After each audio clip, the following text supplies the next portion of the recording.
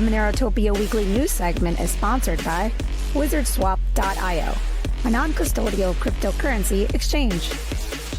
All right. Tony, what's up? Hey guys, good. How are you? Good, man. Good. Thanks for hanging in there. I know, it's shows. I thought this was going to be a short one today. We didn't have talks and whatnot, and obviously, this is how things go in MoneroTopia, right? Especially as it was a big week though with price, so it's understandable that it's a big show today. But thanks for hanging around, and take us through the news. No, it's been such an interesting week that I knew body segment is gonna be long, and then we have a lot of cool stuff to cover in the news section. So, okay, let me share my screen. And by the way, man, Tony, you might be in a drive, right, from where Barn Miner is potentially, depending on where you are in the world right now. Where is he located? I'm in Tampa Bay. Tampa Bay. Oh, Tampa. Okay. Yeah. I mean, I think it's like 4 hours away. So I mean, not too bad. I would love to visit. I've actually never been to Tampa. I've been to Fort Myers and Sarasota, but I've never been to Tampa. So yep, almost here. Are you in South Florida? Yeah, I live by Palm Beach. Okay, I was just over there actually. Dang. No, really? Yeah. Like last week, I was there for a mining conference in Fort Lauderdale. Oh, cool! Yeah, it's sunny now. It's beautiful. It's not. It's 86 degrees today. It was hot yesterday. Yeah, it's hot. It's beautiful. Cloudy and rainy. Summer already. Cloudy and rainy in New York. I need that vitamin D. You guys are making me jealous. I actually like when it's cloudy. It makes me both. It just makes me productive. I don't know. Like I love the sun, but I love it when it's cloudy too. Just because in Florida it's sunny all the time. So when I do see the clouds, I think like it's the opposite of you, because when you see the sun, and when I go back to Romania, you don't see it during the winter. So when I see the sun, I want to go walk. I want to do stuff outside. I don't want to be inside. But here, when I see some clouds, I want to open up my laptop, code a little bit, do some project, something. Yeah. That's why New York was such a productive city, right? People were indoors working instead of outdoors playing all day. That's why Wall Street is not in Miami. They'll all be by the pool. Exactly. They're trying to move it over there now, but different world. But go ahead, Tony. Take it away, man. Give us the news, and then we'll get Arctic up here. Yep. Okay. Can you put my screen? Okay, perfect. Yes. There you go. Okay, so what are we, guys? A lot of stuff that happened. But the first thing that I want to discuss is that Caldena officially confirms that, well, surprise, Monero is difficult to trace, which is something that we know. So let's go over here. And yeah, so basically they ran an analysis on the infrastructure of North Korea's favorite mixing service, XCH, and ultimately they found how much Bitcoin has been laundered, how much Ethereum, how much Litecoin. So if we go here, let's see. So about $1 billion almost in Bitcoin has been laundered, 276 million in Litecoin, Ethereum 1 billion. But when it comes to Monero, let's Monero. If I can type, okay.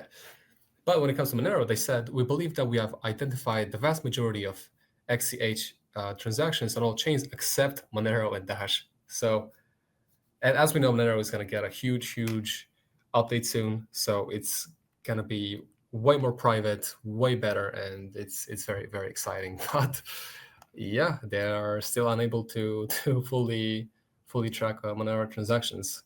And this whole article is actually interesting because essentially, if I scroll up, so XCH, I guess they're refusing to cooperate. They publicly refuse to cooperate with Bybit following the 1.5 billion hack that we discussed a couple of weeks ago by the North Korea's Lazarus Group, despite them having evidence that the stolen funds were laundered through XCH and that they haven't really done anything about it. And XCH actually published an adversarial demand letter on Bitcoin Talk, directly challenging regulatory bodies such as the IRS, DOJ, SEC, and OFAC, and essentially says, so this is the open demand letter, and they say, this letter serves as a public domain demand letter to all the following entities that follow and read this Bitcoin talk thread, but not limited to IRS, DOJ, SEC, FBI, a bunch of them. And they basically said, following applicable anti-monopoly market laws, you're commended to use your institutional power to force the following companies to stop discriminating and abuse against XCH, Bybit, Whitebit, and a bunch of different other exchanges. So interesting dynamics happening right there. But essentially, they couldn't find much about Monero. So that's what I wanted to bring out mainly from this.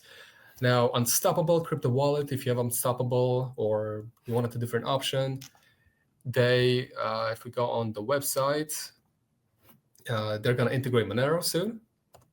And this is the website, Be Unstoppable, on-chain assets. So if you're looking for something different, alternative, or maybe you're using it, they're going to be adding Monero soon, which is awesome. Then talking about wallet, Cake Wallet has, which is really cool. They have their first new logo in 8 years, brand new logo, new website. So it's a nice rebrand. Let's go onto the website to check it out. So this is the new logo. I'm going to zoom in a little bit. It's a slice of cake, which is cool. So it's cool logo, website, looks clean, very nice. And I'm just happy to see the updates and how Cake Wallet progresses year by year. And it's just a beautiful wallet, just aesthetically pleasing, in my opinion. It just looks very nice.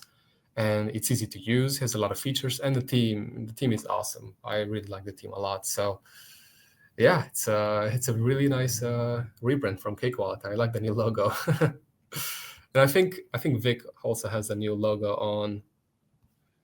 on X. Let's see, or I can just go to Cake Wallet. So yep, zoom in. That's cool.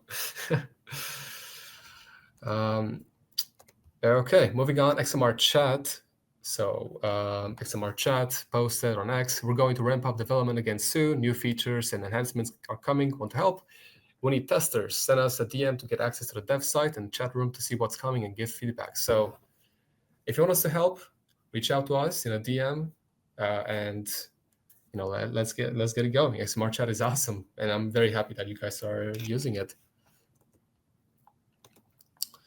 Then we have Servers Guru, and Monero is the most used payment method on Servers Guru. Servers Guru is a website that offers no KYC, VPS, virtual private servers, and web hostings with Monero. And XMR is at 38.94% of all transactions. Bitcoin is 14.90, USDT 8%. And if we go down, let's see, PayPal 4%, Zcash is 0.16. It's on the bottom of the list.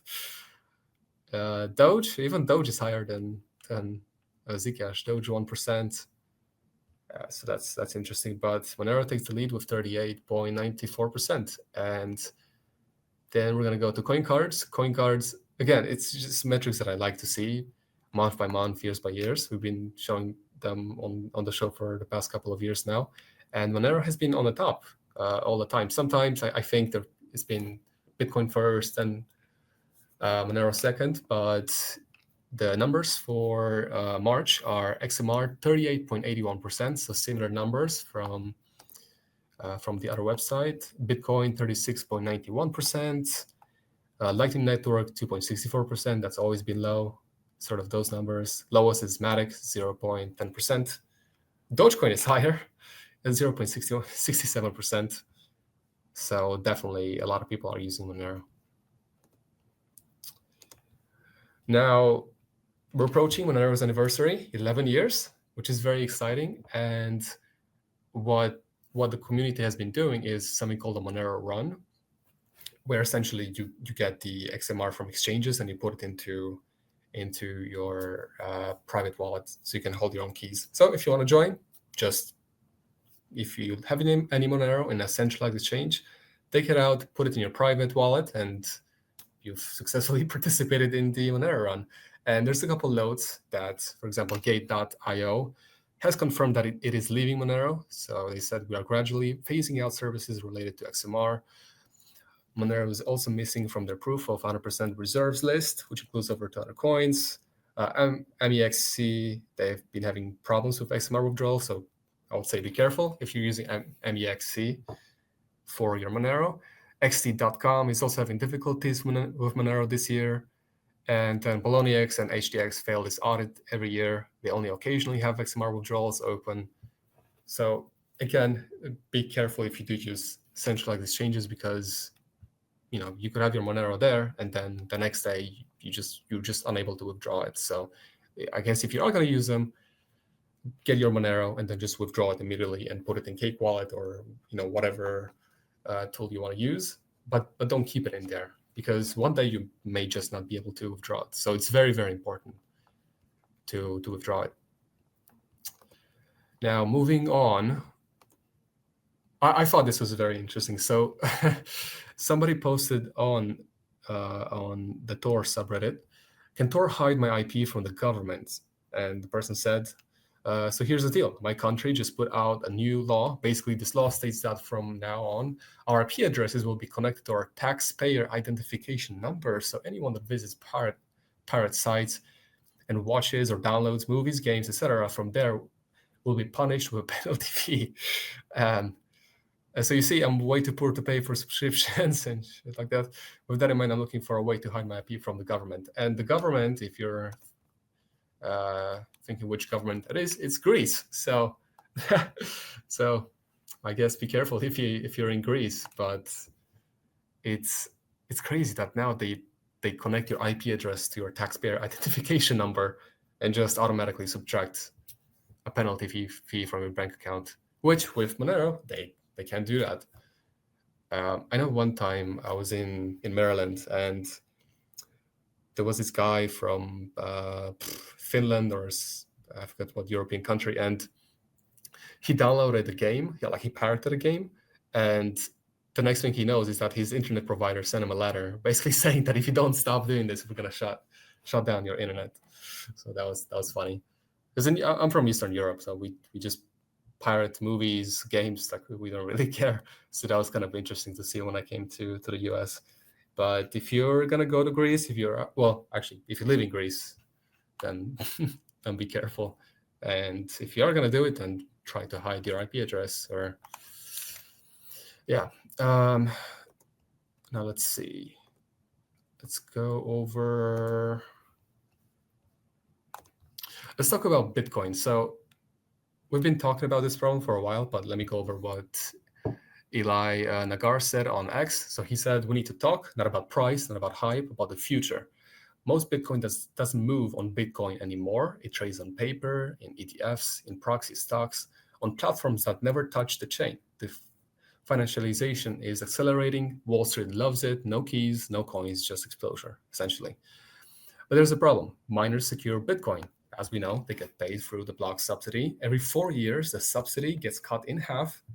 But eventually, the only thing left will be the fees, right? So eventually, the final Bitcoin is going to be mined, and you only have the fees left, and fees come from usage, but people don't use it, and they actually just own it through ETFs and stuff like that. So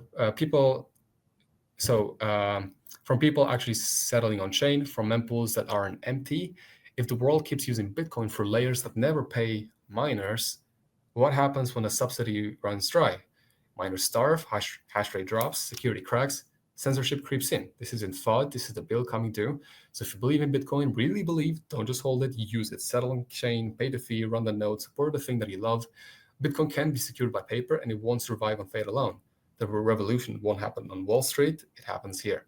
So don't let your Bitcoin get financialized to death, which is stuff that we've been talking about and that we talk about in the Monero community. And besides the issue of fungibility and the fact that Bitcoin is not private, and that's why a lot of people have turned to Monero, Monero has solved other issues as well. We don't have a cap. We don't have a 21 million cap. And Bitcoin does. And one day, the last one is going to be mined. And what's going to happen if nobody's using it? It's going to be a disaster. Now, fair enough, allegedly, I guess that last Bitcoin last Satoshi is going to be mined in 100 years from now, or whatever the number is. But still, it's it's a big issue. So I don't know how Michael Saylor sleeps at night with having so much Bitcoin, but yeah, this is a huge problem, and something that we have solved in Monero. So in Monero, it's much more than privacy. It's about telemission, and it's just beautifully constructed. And Arctic Mine, I guess, is going to hop on, so he's going to talk about all these things. Now, okay. Actually, yeah, let's just play this now. So Jack Dorsey, he said, Bitcoin fails by being irrelevant. It becomes irrelevant if it's only a store of value and not used for everyday payments. Let's watch this 48-second video. I share the views of Jack Dorsey on that, because I would like to have a currency that is not only, the revolution, but I can also spend it, not just hold it like a rare Pokemon card and I can never really spend it. Or I can, but it's not really being used. So yeah, this is a big problem. I mean, it's just something that you hold and hope that it goes up over time by more people buying. So it kind of sounds like a pyramid scheme in a way. Now, over gold, you can just store it online. So you don't have to have a safe. You don't have to deal with all those stuff. What if you move countries? You have to move your gold or all this stuff. It's all on your phone or all on your device, passport, wallet, whatever you might have. So that's an advantage Bitcoin has, as we know, over gold. But okay, cool. But we also need to spend it. I also want to not only hold it, but I also want to spend it as a currency.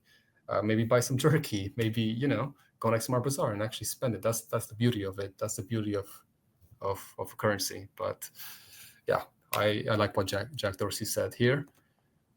Then let's go to this one. Let's go to Scott Besant admitting that Bitcoin is a store of value, which pretty much just is the thing in which you just put your money and forget about it, like Jack Dorsey said. So let's watch this video. It's 1 minute. So, it was unclear whether we were going to exempt gold from tariffs, which I believe we have. So there was a big move out of vaults in Switzerland, out of vaults in London to get it into New York. And look, that there are a lot of different stores of value over time. Bitcoin's becoming a store of value. Gold has historically been a store of value. I think what's interesting is, where do we see the gold demand coming from? A huge amount is from China. Yes. Where they, as I said, they're in the middle of an economic recession/depression. People don't trust the Chinese currency because they have capital controls. There are 1.4 billion Chinese who all want to get their money out, and they won't let them. They will let them buy gold. So, it was. Yeah, so Bitcoin is a store of value. How good of a store of value it is, we'll see, I guess, in years, decades, but yeah, we'll see. Let's see, let's go to, let's talk about this. So Ricardo Spagni, Fluffy Pony, he posted on X, KYC is on its way out with the next 24 months. Likely much sooner, there will be a fully unhinged open source model with no safeguards, able to create fake KYC with consistent details and images. And we talked about this on a show, actually, I think a year or two ago, where you will be able to bypass KYC by creating fake documents, fake images and stuff like that. So here's a small experiment from Ricardo. That's a selfie. This is a passport of this person. That's that's a selfie and him holding that manufactured passport, that person, and then a build statement. So essentially, they're gonna have to do something about it, because people will just use fake KYC to be able to go through the system. And now we need to think about mandatory biometrics, digital IDs, even chips down the line. It's not wild conspiracy, but I think that's that's what they're going to have to do, because I don't reckon that they're going to just abolish the KYC system. So anything that is identifiable, any biometrics, I think they're going to use it. So that's going to be interesting. But yeah, the technology is getting more and more powerful. You can just go and fake a document in seconds. It's crazy. And yeah, I think we talked about it a year or two ago, and now you can do it. You can just go to 4.0 ChatGPT and generate it. So yeah. Let's see. This article is funny. So it says it's back to Bitcoin for darknet markets after Monero's Binance delisting chain analysis. Privacy tokens have been suffocated as governments around the world fight darknet markets, so it's back to Bitcoin for purchasers of illicit goods.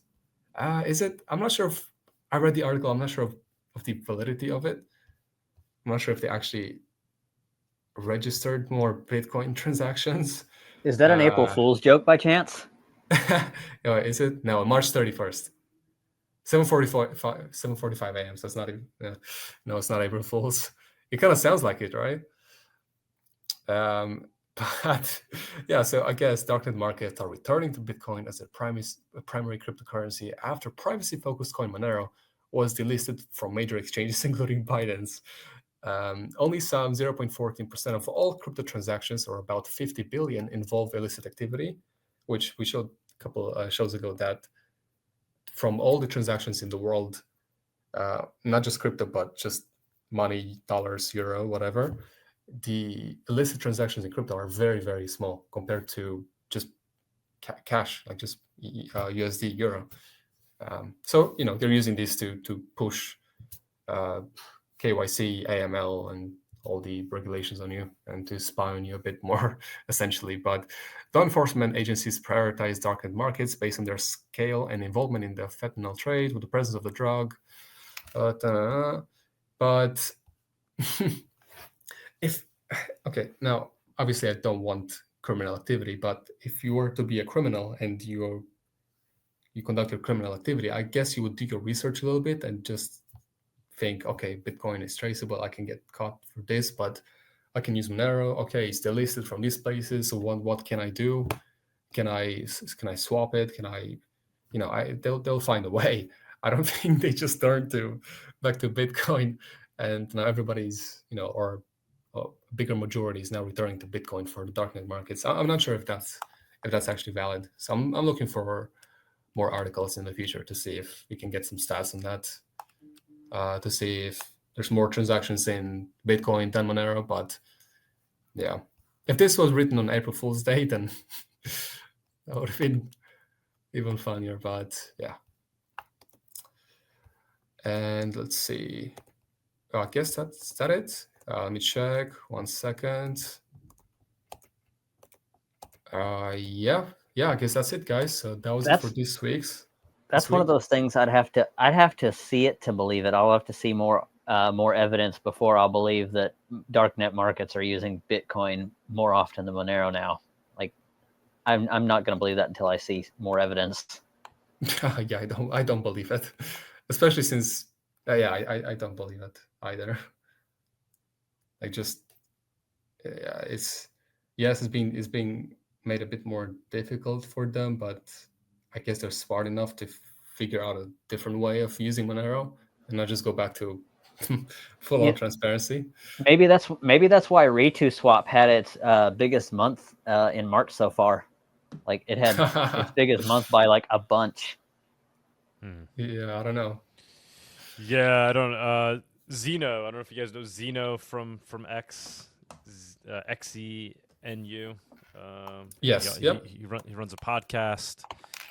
I'm interviewing him, I think, this week. He follows the dark markets pretty closely. It seems like he has good insights there. He's saying it's complete bullshit, that Monero is very much still the king of the dark markets. So I'll talk to him about that this week. But anybody could go on, go on tour, and you can check things out. It's not illegal to look and see things. You don't even have to go on the markets itself, but you can see on Dread which are the popular markets, and of those, which ones are Monero based. I personally haven't checked in a while recently, but maybe I will give it a check after this show. I'm curious myself, but last I checked, the big ones were some of them Monero only, and pretty much any of them were at least accepting Monero in addition to Bitcoin. So would be very surprised, and wouldn't really make sense for things to regress and people to go back to Bitcoin when the cat's out of the bag in terms of people realizing how traceable Bitcoin is. Wouldn't make sense for things to start to move in that direction. Wouldn't make sense at all. Right? Like, It doesn't make sense. Like people now know now more than ever that Bitcoin is completely traceable, right? So you could say liquidity problems. People are relying, they need the liquidity of Bitcoin, but Monero is stable at $200, $150. Has a big enough market cap to, withstand pretty much any purchase that would take place on a. Let's be honest here. The liquidity problem is not going to be a serious problem for your typical drug transaction. You're not going to run into liquidity issues getting exactly right. one Monero to buy some heroin or whatever. Right, $1 billion, unless we're talking about large, and I guess, on those dark markets, some of them are just supplying, right? So they're could be buying millions of dollars worth of, of certain products. So in that instance, I guess, but even then, I mean, liquidity's there, right? Unless we're talking billions, but then you got to get in and out of the Monero, right? So people have the Monero, and then they have to bring it back into dollars sometimes, in most instances, right? I would think, and that's where perhaps they're running into issues because of the on ramps, off ramps for Monero into fiat, into dollars. But like Shortwave said, we have things like Cavino, and those things are growing rapidly. And soon we'll have things like Sarai Dex as well, which should help out. Another thing about this article is that they didn't state any statistics, particularly about how Bitcoin transactions went up or whatever. They just made a claim, and then they just And remember, drug dealers need beef jerky too. So they're probably getting on XMR Bazaar and buying the beef jerky from Barn Miner. That would be the logical thing, right? I don't think we're there yet. Yeah, I think it's a hit piece, man. Honestly, that piece is just there's no data on it. It's just a claim. Silly. I can't imagine that. It just sounds backwards.